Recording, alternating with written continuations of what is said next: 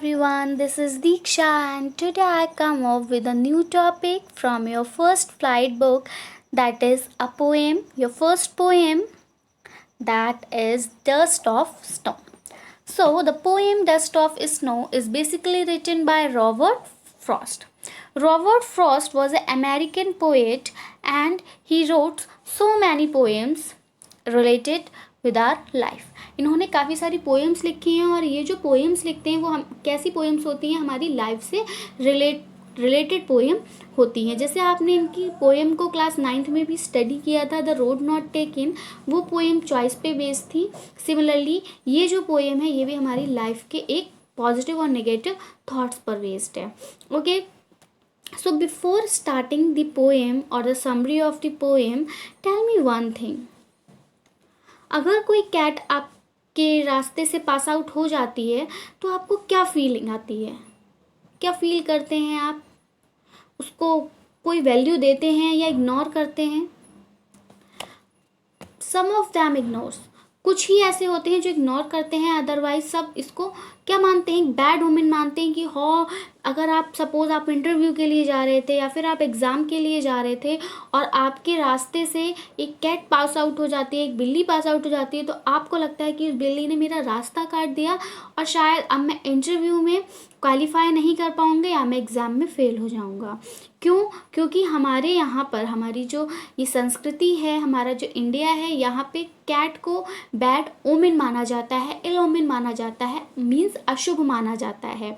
ठीक है, तो ये क्या है, ये हमारे बिलीव्स हैं. लोगों ने ही इसको सेट आउट किया है कि अगर बिल्ली रास्ता काट जाती है तो बुरा ही होता है, और फिर जब हम इस बात को अपनी लाइफ में उतार लेते हैं तो डेफिनेटली ऐसा ही होता है. तो यहाँ पे ये जो पोएम है, ये पोएम हमारे बिलीव्स पर ही बेस्ड है कि हाँ, ऐसा ज़रूरी नहीं है कि नेचर की किसी थिंग को हम अगर हम मान ले, पहले लोग बता दिया कि जैसे हमारा हैमलॉक ट्री होता है, ये भी कैसा है, ये जो ट्री है ये भी बैड ओमेन है, इल ओमेन है, क्योंकि ये एक पॉइजनस ट्री है और अगर पॉइजनस है तो it means it leads to death, इससे डेथ हो सकती है. तो इसीलिए इसको भी अच्छा नहीं माना जाता है, अशुभ माना जाता है. जैसे जो हमारा मैंगो ट्री होता है तो उसकी लीव्स को अच्छे काम, शुभ कामों के लिए यूज़ किया जाता है ना. तो इसी तरह से इस वाले ट्री को क्या बोला जाता है कि ये बैड ओमेन है, इसको किसी भी शुभ काम के लिए यूज़ नहीं किया जाता क्योंकि ये पॉइजनस है. तो ये जो हमारी पोएम है इसमें इसी मतलब बैड ओमेन, इल ओमेन, इन्हीं से रिलेटेड कुछ बातें पोएट ने अपना एक इंसिडेंस जो है वो शेयर किया है. क्रो है, क्रो को भी सौरों का साइन माना जाता है. ठीक है, ग्लूमी का साइन माना जाता है. ये जो क्रो है इसको भी अच्छा नहीं माना जाता. अगर क्रो आपके घर पे आके बैठ जाता है तो कहते हैं ये बैड ओमेन है, इल ओमेन है, कुछ गलत होने वाला है, किसी की डेथ होने वाली है एंड ऑल. बिल्ली का रोना माना जाता है कि ये एक अपशगुन है. तो दैट्स ऑल आर बिलीव्स, ये सब हमारे बिलीफ हैं. तो ये बिलीफ झूठे हैं या फिर हमारे थॉट्स पर ही बेस्ड हैं, यही यहाँ पे पोएट ने अपनी लाइफ में हुए एक इंसिडेंस के थ्रू हमें बताना चाहा है.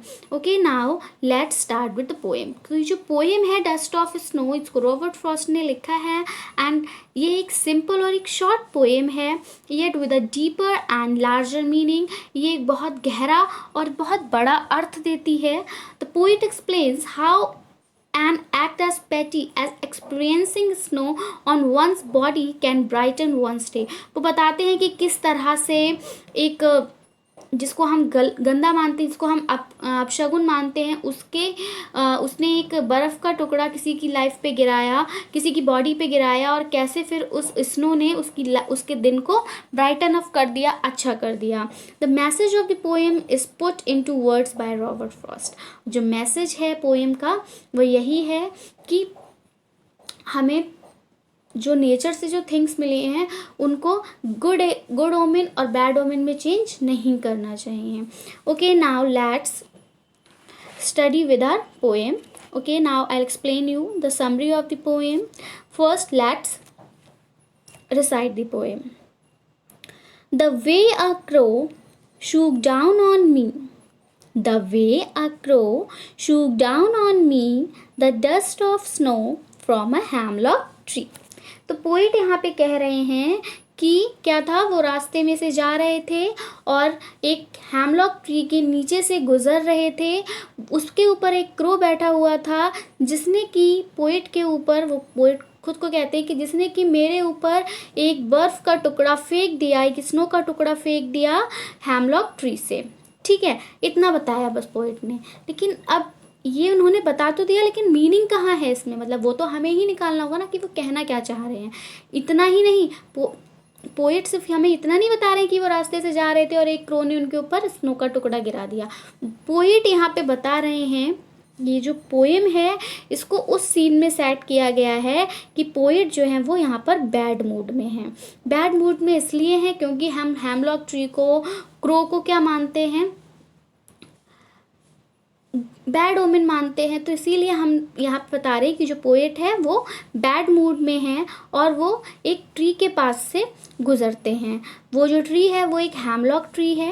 हैमलॉक ट्री एक पॉइजनस ट्री होता है, विषैला पेड़ होता है और उसको बैड ओमेन माना जाता है, इल ओमेन माना जाता है। तो बताते हैं कि जब वो हैमलॉक ट्री से पास हो रहे थे, वहाँ से गुजर रहे थे, तो एक क्रो था, उस क्रो ने कुछ स्नो डस्ट उनके ऊपर फेंक दी। अब यहाँ पे पोएम में ये नहीं बताया गया है कि उसने फेंकी या उसके मूवमेंट से, मतलब कुछ भी हो सकता है कि हो सकता है वो क्रो उड़ने वाला हो, तो उसके जब वो जो विंग्स हैं वो फ्लिपर हुए हों और उसकी वजह से थोड़ा स्नो गिर गया हो, या वो उस पेड़ पर आके उस टाइम बैठा ही हो, या कुछ भी रीज़न हो सकता है, वो यहाँ पे हमें पोएम में नहीं बताया है। तो हम कह सकते हैं कि क्रो के किसी भी मूवमेंट की वजह से जो स्नो थी वो किस पे गिरी, पोएट पे गिरी, as there is no significant mention in the poem. तो यहाँ पे ऐसा कुछ भी बताया नहीं गया कि कैसे गिरी, क्यों गिरी। ओके, सिर्फ इतना पता है कि पोएट के ऊपर क्या गिरी, स्नो गिरी। यहाँ पे जो डस्ट है, इस डस्ट का मीनिंग मिट्टी या रेत नहीं है। यहाँ पे मतलब स्नो जो है बर्फ़ ने पूरा ढक रखा है, तो इसलिए उसको डस्ट ऑफ स्नो कहा है।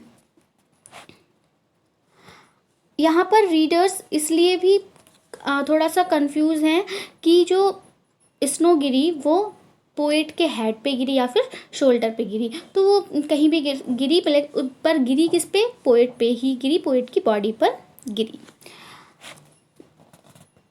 तो यहाँ पे वो इतना ही बताया उन्होंने कि क्रो के किसी भी मूवमेंट की वजह से पोएट पे जो थी वो स्नो गिरी। अब पोएट कैसे थे, पोएट बैड मूड में थे, पोएट बैड मूड में थे। और वो बताते हैं कि ये जो दो एजेंट्स हैं नेचर के, हैमलॉक ट्री और क्रो, ये दोनों ही सिग्निफाई करते हैं सैडनेस को, ग्लूम को। ठीक है, जैसा कि पोएट का मूड था। ठीक है, स्टार्टिंग में। अब नेक्स्ट स्टेंजा में क्या होता है, has given my heart a change of mood, has given my heart a change of mood and saved some part of a day I had rued।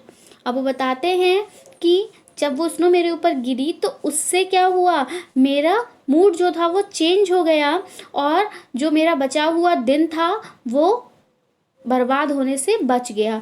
ठीक है, जो कि मैंने अपने पछतावे में वेस्ट कर दिया था उसको उसने बचा दिया। तो अब यहाँ देखिए क्या पता चल रहा है कि जिसको हम बैड ओमेन मानते थे उसने कुछ अच्छा कर दिया। तो ज़रूरी नहीं है कि जिस हम मानते हैं जो चीज़ हमारी बैड ओमेन है, इल ओमेन है, तो उनके साथ उनको अगर हम देख लें या उनसे पास आउट हो जाए तो हमारे साथ सब कुछ बुरा ही हो।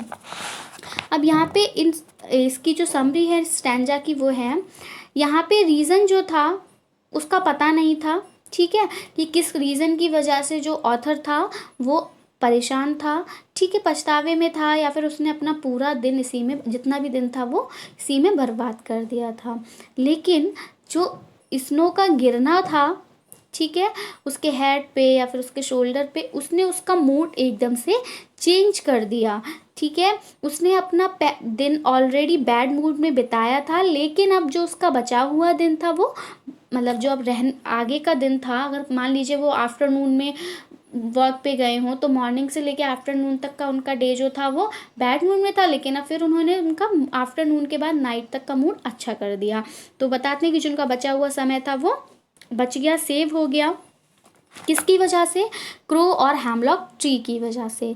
तो जनरली हैमलॉक ट्री और जो क्रो है उनको यूज़ किया जाता है नेगेटिव रेफरेंस के लिए, लेकिन पोएट बताते हैं, पोएट ने इसको यूज़ किया ब्यूटीफुली। उन्होंने बताया कि किस तरह से एक अपशगुनी चीज़ ने उनकी लाइफ में एक जॉय लेकर आए, एक हैप्पीनेस लेके आए। ठीक है, तो पोएट कहते हैं कि हमें कभी भी किसी चीज़ को ग्रांटेड नहीं लेना चाहिए, हमें एक्सेप्ट करना चाहिए उस चीज़ को जो नेचर ने हमें दी है, और हमें नेचर हर वे से ब्लेस ही करता है। इसलिए हमें नेचर की दी हुई चीज़ को कभी नहीं कहना चाहिए कि वो अपशगुन है। ये हमारे अपने बिलीफ्स होते हैं, ये हमारे अपने बिलीव्स होते हैं कि पॉजिटिव है या नेगेटिव है। ठीक है, तो ये थी आपकी पोएम। अब हम कुछ डिफ़िकल्ट वर्ड्स जो पोएम में आए थे उनका मीनिंग देख लेते हैं। जैसे शूक, शूक मीनिंग आया था, तो शूक का यहाँ पे मतलब है शेक, हिलाना। तो वही है कि पेड़ से स्नो हिलाई थी या फिर गिराई थी। Next hemlock tree, hemlock tree एक पॉइजनस ट्री है जिसपे वाइट फ्लावर्स होते हैं, जिसको हम विषैला पेड़ भी बोलते हैं। And the third one is root, root means हैल्डन, रिग्रेट मीन्स पछतावा। ठीक है, तो ये हमारे क्या थे, कुछ डिफ़िकल्ट वर्ड्स थे जो पोएम में यूज हुए थे। नाउ एट लास्ट पोएम में क्या हुआ था कि पोएम में पोएट ने अपना एक इंसिडेंट शेयर किया था। उस इंसिडेंट्स के थ्रू पोएट बताते हैं कि ज़रूरी नहीं है कि जिन चीज़ों को हम नेगेटिव रेफरेंस के लिए यूज़ करते हैं वो चीज़ें नेगेटिव ही हर बार हों। आज उनके साथ जो इंसिडेंट्स हुआ था उसमें वो नेगेटिव चीज़ों ने ही उनकी लाइफ में जॉय और हैप्पीनेस फिल कर दी। तो उनका कहना है कि हमें कभी भी ये नहीं मानना चाहिए कि ये चीज़ हमारे लिए बैड ओमेन है और इल ओमेन है। हो सकता है कि जो कैट थी उसको देख के हमने बोल दिया हाँ ये तो हमारा रास्ता काट गई, हम तो इंटरव्यू में क्वालिफाई नहीं कर पाएंगे एंड ऑल, बट क्या ज़रूरी है कि वो हमारी वजह से ही उस रास्ते पे आई थी? हो सकता है वो अपने किसी काम से जा रही हो, है ना। अगर क्रो हमारे घर पे आके बैठ जाता है तो हो सकता है कि वो फ्लाइट करते करते थक गया हो और वो रेस्ट करने के लिए बैठा हो। ज़रूरी थोड़ी है कि वो हमारे घर पे आके अगर बैठ गया तो इट मीन्स हमारे घर में किसी की डेथ ही होने वाली है। तो ये सब हमारे बिलीव्स हैं जो कि किसने सेट किए हैं, जो कि ह्यूमन बींग्स ने ही सेट किए हैं। और ये कितने सच होते हैं ये डिपेंड करता है कि हम उन्हें कितना मानते हैं। जब हम किसी चीज़ को बहुत ज़्यादा मानेंगे तो वैसा हमारे साथ होने लगता है। तो इसलिए हमें कभी भी नेचर की दी हुई किसी भी चीज़ को बैड ओमेन और गुड ओमेन में कैरेक्टराइज नहीं करना चाहिए। यही जो मैसेज है ये पोएम के थ्रू पोएट ने दिया है। So I hope that you find this poem very interesting and you understand also it very well. If you have any problem you can ask. I will be coming back with some new topics. Till then, take care and goodbye. Thanks. Have a nice day.